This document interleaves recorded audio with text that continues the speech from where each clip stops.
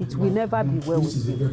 Look at what you did to that poor girl. The father is dead. Look at what you did to that poor girl. You, a 44-year-old man, see what you did to a 20-year-old girl. The story of Favour needs enough awareness. It is not the type of story that we're going to talk about once and forget about it. Favour is dead. Yes, Favour is dead. Trigger warning. This Favour was a 20-year-old nursing student who decided to start content creation. You know, she was trying to see if she could try and support herself. I think she's from a very poor home. So she needed funds to support herself in school. Favour met a lot of men, but they're always asking her for sex. Because she's a virgin and, you know, she decided to stay true to herself to see if there was a way she could keep her virginity. At least a 20-year-old girl who is still a virgin, that's applaudable. That's beautiful. Different orientation. That's what she wanted. That's her body. Now, she saw a video of Odogwu Asaba.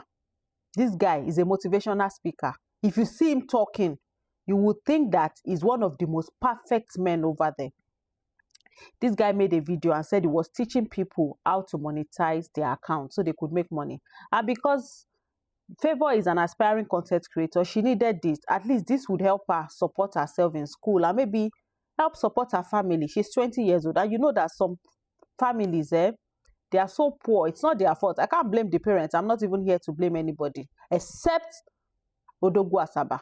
So now, Favour reached out to Odogwu Asaba and said that she would love him to help her monetize her account, and he asked her to come. Asked her to meet him somewhere. And before you guys say, why did she go there? It was supposed to be his boutique. This guy has a boutique in Asaba. So she went there. I think the boutique is like a supermarket. So it has different things. It has like a mini hotel. From her description, I couldn't even listen to everything she said. I was so teary. So I might be missing some very vital information. So now, I think she got there. And this guy asked her to come in. She got in. And okay, where is the account? Come and help me monetize it.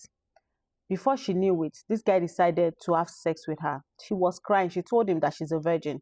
She said the reason she didn't go to Abuja to go and meet someone to help her is because the person was also demanding for sex.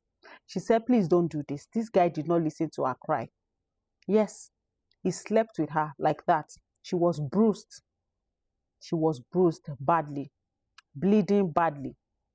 She left. I think it was that shame. You know, it's not everybody that can handle it.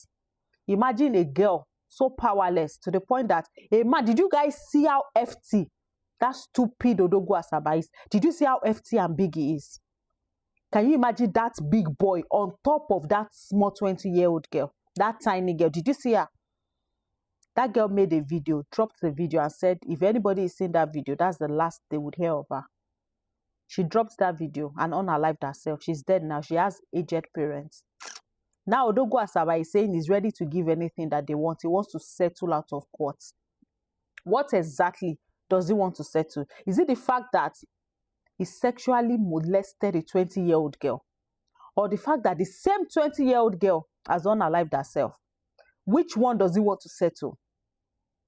Because this guy threatened the girl that if she ever goes out to tell anybody, that he will deal with her because he has power, he has influence, everybody knows him, he has connections. Nothing would happen to him. And we've had situations like that nothing eventually happens. But this one, something has to happen. To the Delta State Police Command, to all the police in Nigeria, please, this is not business as usual. Odogwu Asaba needs to face the wrath of the law. He needs to be dealt with. Glad that he got arrested. That is one step. But men like him should not be brought back into the society. When we talk about the trauma, we talk about the pain that sexual molestation leaves in the hearts of the victims. A lot of you think it's just like every normal thing. Now, Favour is no longer here. A girl that only needed your favor. And before you guys come here to say, why did she go there? Just shush your mouth. Nobody has any right to victimize her. She went there because she thought it was going to help her. If you see the way she was talking, you could see innocence in her face. You could see that she's just a very, very innocent girl, very naive. She didn't know. If she knew it was a beast, a monster, I'm sure she wouldn't have gone. She probably trusted that somebody as old as that looked enough to be her father, wouldn't harm her, not knowing that it is always men. When you guys say not all men, it is always men. This is one of them. And I want to tell you one thing. Before you guys say, at least they've arrested him, they need to arrest him and keep him there for a very long time.